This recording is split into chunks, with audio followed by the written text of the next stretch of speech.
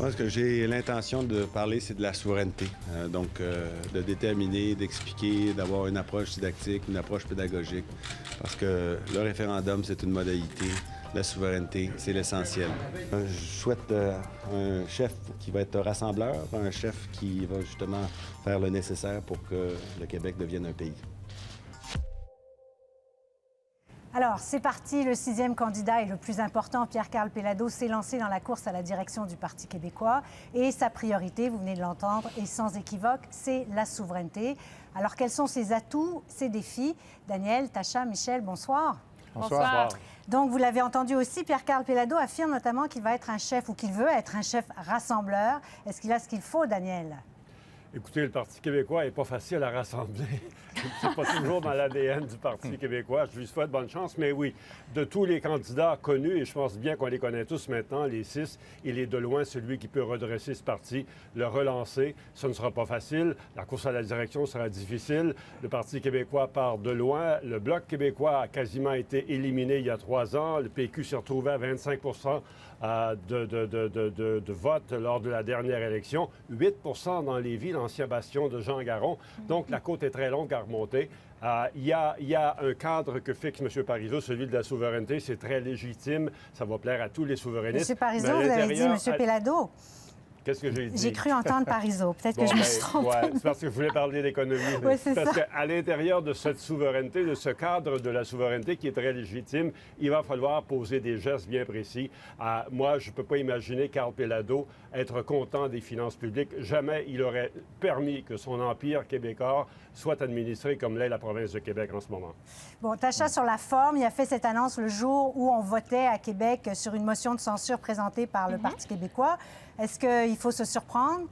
Pas du tout. Écoute, Pierre-Karl Péladeau est habitué à faire ce qu'il veut, à être le maître de son destin. Je ne pense pas qu'il serait dérouté par cela. Certes, c'était important, mais c'était intéressant à faire le contraste un peu ici en Ontario. Doug Ford, le frère de Rob Ford, a fait une conférence de presse pour déclarer qu'il ne va pas se présenter au leadership du Parti conservateur ici en Ontario. Monsieur Péladeau se met devant des étudiants très relax, très naturels, et il laisse tomber quand il y a une question que oui, il va chercher ses papiers de nomination. C'était classique, je trouvais. Je pense qu'il est très à l'aise. Il sait que dans les sondages, il mène dans les sondages à l'interne et aussi avec la population. Alors, il est très confiant, je pense, et c'est pour cette raison qu'il l'a fait aujourd'hui. Michel, vous l'avez suivi à la trace aujourd'hui. Alors, il dit que son seul objectif, c'est la souveraineté. Est-ce que c'est un bon départ pour lui? Est-ce que c'est aussi au diapason de ce que pense la population? Bien, dans la perspective du leadership, c'est exactement ce qu'il fallait dire. La souveraineté, c'est ce qui unit les souverainistes, là, au-delà de leurs divergences entre la gauche, la droite, le centre. Pour ça, c'est excellent. C'était le message. Pour ce qui est de la population, bien, tout le monde connaît les sondages. Il est clair qu'actuellement, les Québécois ne sont pas prêts à voter oui, mais c'est précisément pour ça que les péquistes sont si entichés de M. Péladeau. Ils se disent, s'il y en a un qui est capable de faire en sorte que les Québécois surmontent l'insécurité économique, qui demeure, je pense, le principal obstacle à la souveraineté, bien, c'est bien Pierre-Karl Péladeau. Et aujourd'hui, il l'a dit de façon très, très claire à l'Université de Montréal. Il dit, moi, je veux faire la démonstration qu'avec la souveraineté, les Québécois peuvent et vont s'enrichir. Alors, c'est le message et c'est pour ça que les péquistes veulent de lui. Bon, alors reprenons un peu. On en a parlé beaucoup au cours des dernières semaines. On en parle ce soir. Quels sont ses plus grands atouts, Daniel? Écoutez, c'est un homme d'affaires crédible, il a réussi. C'est une tête de cochon. Tout le monde qui ont travaillé de près ou de loin, oui, bien, c'est l'expression que vous connaissez tous, et qui ont travaillé de près ou de loin avec lui savent qu'on ne faut pas lui marcher sur les pieds, savent qu'il ne recule pas facilement, qu'il faut de très bons arguments pour le convaincre. Il sait où il veut aller. C'est peut-être pas toujours la bonne direction, mais lui, il sait exactement où il s'en va. Et il va y aller, que ça plaise ou pas aux membres de son parti, que ça plaise ou pas à la FTQ, à la frange de pur et dur du Parti québécois. Il va y aller. Il va peut-être devoir avaler un certain nombre de couleuvres d'ici le Congrès à la direction pour plaire à cette frange pure et dure, pour plaire à la FTQ. Mais une fois qu'il sera élu chef du Parti québécois, je pense qu'on va découvrir un nouveau Pierre-Karl Péladeau. C'est pas un peu cynique, ce que vous dites, là, Daniel? C'est Un peu normal, quoi? c'est la politique. Ben, vous, écoutez, un peu cynique. Pierre-Carl Péladeau ne va pas changer carrément. Il va peut-être faire un certain nombre d'ajustements parce que la politique, c'est un jeu qui n'est pas toujours facile à jouer. Mais il est ce qu'il est. Je ne pense pas qu'il va changer. Pierre Trudeau n'a jamais changé. Stephen Harper aussi, c'est une tête de cochon qui sait où il s'en va, puis il va directement, sans faire de compromis. J'ai l'impression, il n'aimera peut-être pas ma comparaison avec Harper, mais j'ai l'impression que Péladeau va fonctionner exactement de la même façon. C'est-à-dire qu'il va être le vrai Péladeau et pas le Péladeau qui se présente présentement, qui parle contre l'austérité, qui essaie d'aller un peu plus à gauche pour plaire aux gens, parlait de péage potentiel sur le fleuve Saint-Laurent aujourd'hui devant les étudiants. J'en croyais pas mes oreilles, mais en tout cas, je pense gratuité scolaire aussi. C'est ça, oui. Écoute, plein de choses que M. Péladeau, que je connaissais quand j'étais à l'Institut Fraser, ne parlait pas. Alors, on va voir c'est qui le vrai M. Péladeau, mais certainement, je pense qu'il apporte une certaine confiance au poste et aussi le fait que, bon, il peut gagner. Je pense que c'est ça, les péquistes sont fatigués de perdre. Ils ne veulent pas être dans une position comme la dernière fois. Ils veulent gagner et c'est ça son plus grand atout, je pense, qu'il apporte au mouvement. Et le grand défi, Michel, excuse-moi, le grand défi de Péladeau, c'est que si jamais Philippe Couillard réussit son opération assainissement des finances publiques, il va se retrouver dans une situation où ce sera très difficile, un, de battre Philippe Couillard, et deux, il devra lui aussi montrer qu'il est capable de prendre les mesures qui s'imposent. Oui, aujourd'hui, il a dit que c'était très brutal, la façon dont on faisait tout ça. Il a dit que c'était doctrinaire. Mais Michel, sur ces défis, donc, qui l'attendent, parce que quand même, on disait la semaine dernière, il faut qu'il apprenne à la dure un peu le métier de politicien. Il doit se définir aussi, expliquer où il veut s'en aller. Bien, je vous dirais plutôt qu'il doit se redéfinir. Actuellement, le principal obstacle, je pense, qui se pose à lui, au PQ, c'est son image là, de capitaliste sans cœur et sans scrupules. C'est pour ça que la FTQ a évoqué la possibilité de faire carrément campagne contre lui. Et la souveraineté, c'est très beau. Mais M. Péladeau disait cet après-midi que, bon, le référendum, c'est rien qu'une modalité, mais il a dit aussi qu'avant, d'ici la prochaine élection, on saurait, si les chefs du PQ, s'il y aura ou non un référendum dans le premier mandat. Ça veut dire qu'il pourrait ne pas y en avoir. Ça veut dire que M. Péladeau gouvernerait un Québec province et à partir de ce moment-là, les gens vont vouloir savoir s'il est à gauche ou à droite. Qu'est-ce qu'il va faire avec le privé en santé? Qu'est-ce qu'il va faire, par exemple? Je suis convaincu que les centrales syndicales vont lui demander, écoutez, là, la réforme du Code du travail, on parle de moderniser la loi anti-SCAB que M. Péladeau a largement utilisée pendant ces conflits. Il va falloir qu'il nous dise comment il va gouverner au-delà de la souveraineté parce qu'elle pourrait bien ne pas arriver. Oui, mais justement, vous disiez, est-ce qu'il est de gauche, est-ce qu'il est de droite? Aujourd'hui, c'est un peu difficile de le savoir, Tacha.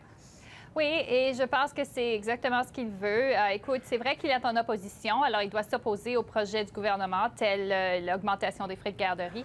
Mais quand même, je pense qu'il va jouer ce jeu-là parce que, justement, il veut rassurer les militants du Parti québécois qu'il n'est pas le grand méchant capitaliste. Et je pense que sa vision plus fort économiquement va plaire à une grande partie du centre et aussi une certaine portion de la gauche. Mais encore, faudrait-il la connaître, sa vision de l'économie? Parce que, par exemple, l'austérité, là, il dénonce l'austérité, mais quand on lui dit, oui, mais M. Péladeau, là, est-ce que vous suggérez de reporter le déficit zéro à plus tard? Ah là, il dit plus rien, là, il va falloir voir. Alors, il va falloir que ce soit beaucoup plus précis que ça. Mais il dit que peut-être qu'on n'a pas besoin d'aller si vite que ça, qu'on ne peut pas, je veux dire que la dette, c'est peut-être pas nécessaire de tout faire tout de suite, quoi. Il va dire plusieurs choses ici, le Congrès à la direction, pour ne pas déplaire aux gens qui ne sont pas d'accord avec lui. Sauf que, si vous regardez les débats qui animent les 5 candidats avant lui, ça tourne autour de quoi? Des mêmes vieux débats que fait le PQ depuis René Lévesque en 1970, les questions d'identité, l'environnement à tout cran. Rien sur les ressources naturelles, rien sur l'assainissement des finances publiques. C'est comme si ces candidats-là vivaient dans un monde qui n'est pas celui de l'ensemble de la population du Québec. C'est à Pierre-Carl Péladeau de brasser cette cage-là. Pas facile à faire. Dans le Parti québécois, il risque de devoir regarder derrière lui très souvent, mais ce sont des débats incontournables. Michel, justement, à partir d'aujourd'hui, il se lance. Donc, est-ce qu'il devient la cible dans cette course? À quoi il faut s'attendre? Bien, il est déjà, d'une certaine façon, tout le monde sait que c'est lui qui est le grand favori. Je ne m'attends pas à une course sale, à moins qu'il y ait des révélations scabreuses là, qu'on ne peut vraiment pas prévoir. Mais d'une part, c'est le favori. Il ne s'agit pas de l'esquinter à tel point qu'il ne soit plus présentable s'il est élu. Et d'autre part, c'est contre-productif là, de frapper en bas de la ceinture. M. Bachand pourrait vous en parler. Ça ne l'a pas payé du tout d'associer Philippe Couillard à Porter durant la course au leadership libéral. Mais il va devoir répondre à des questions. Aujourd'hui, je voyais M. Drainville qui commençait à lui dire « Oui, mais sur la charte, là, Pierre-Carl, là, qu'est-ce qu'il pense? » Qu'est-ce qu'il pense du port de signes religieux pour les employés de l'État? Il va falloir qu'il soit précis, pas juste dire la laïcité, c'est une belle chose. La même chose, par exemple, la loi 101 au cégep, il est pour ou il est contre? Il y a beaucoup de sujets, de points très précis où il va devoir dire quelque chose. Évidemment, Daniel, les attentes sont toujours très élevées quand on est le meneur et la course va être longue, là. C'est une très longue course et on n'est pas à l'abri d'une surprise. Moi aussi, je suis d'accord avec Michel, il part largement favori et à moins de révélations catastrophiques, il devrait gagner cette course-là. Mais c'est une très longue course. Rappelez-vous Joe Clark, rappelez-vous Stéphane Dion. Le Parti québécois n'est pas à l'abri de surprises non plus. Il y aura beaucoup de questions qui seront posées sur l'empire de M. Péladeau. Il va en faire quoi? Il a répété aujourd'hui que ce sera une fille d'ici sans doigt de regard. Mais s'il perd la course à la direction, est-ce qu'il va reprendre ses billes, retourner chez lui, faire ses affaires? Il va falloir qu'il soit très vigilant parce que ce ne sera pas facile. Bon, évidemment, dans le reste du Canada, ça va faire réagir, ça, oui. cette candidature. Ah oui, absolument. Écoute, c'est quelque chose qui va brasser les cartes non seulement à Québec, mais aussi à Ottawa. Pour l'NPD, c'est clair que ça pose un grand dilemme. Si M. Péladeau prend la tête du PQ, le PQ redevient fort, la question souverainiste revient. Comment est-ce que M. Mulcair plaît à son électorat, qui est aussi nationaliste et en même temps le reste du Canada. Pour M. Harper, c'est presque une petite trahison personnelle parce que M. Péladeau et Mme Snyder, ils les ont reçus à 24 Sussex. Ils étaient amis et on pense, semble-t-il, peut-être... M. Péladeau cherchait, cultivait cette amitié-là avec des visions d'affaires en tête, parce qu'on sait tous que les intérêts dans le monde des télécommunications, avoir des décisions favorables, c'est toujours une bonne chose. Alors, pour M. Harper, je pense que toute l'affaire que M. Péladeau a fait en se lançant en politique pour le PQ, ça laisse un goût très amer. Et ça va être aussi pour lui un problème dans le reste du Canada si M. Péladeau commence à faire campagne pour la séparation, quoi. Michel? Oui, bien, c'est sûr que M. Péladeau va repolariser toute la question et que la souveraineté va redevenir une possibilité, disons. Je pense que pour M. Mulcair, ça va être effectivement catastrophique dans la mesure où il est pour le 50+1 et là, il va devenir suspect. Je pense que M. Harper, et entre M. Harper et M. Trudeau, c'est Trudeau qui va être avantagé par ça. M. Harper, pas parce que M. Harper est trop mou sur l'unité canadienne, mais tout le monde sait qu'il n'y a pas beaucoup d'assises au Québec. Tandis que M. Trudeau, lui, on peut lui reprocher toutes sortes de choses, mais il va faire élire des députés au Québec. Il est plus populaire que M. Harper au Québec. Et je pense qu'il risque d'être perçu comme quelqu'un qui est plus en mesure de dissuader les Québécois de se tourner vers la souveraineté que M. Harper. C'est intéressant. Daniel, le mot de la fin. Chose certaine, je ne pense pas que Pierre-Carl Péladeau va faire campagne en octobre prochain, s'il est élu chef du Parti québécois, aux côtés du Bloc québécois. Je pense que ce qu'il a dit il y a quelques jours reflète assez bien sa pensée et ce ne sera peut-être pas l'allié principal de Mario Beaulieu. Alors, c'est intéressant. La semaine prochaine, on aurait pu parler évidemment de tout ce qui se passe ici, le grand chambardement. On aura une mise à jour économique la semaine prochaine. On s'en reparle, on se retrouve pour ça. Merci beaucoup à vous trois. Merci.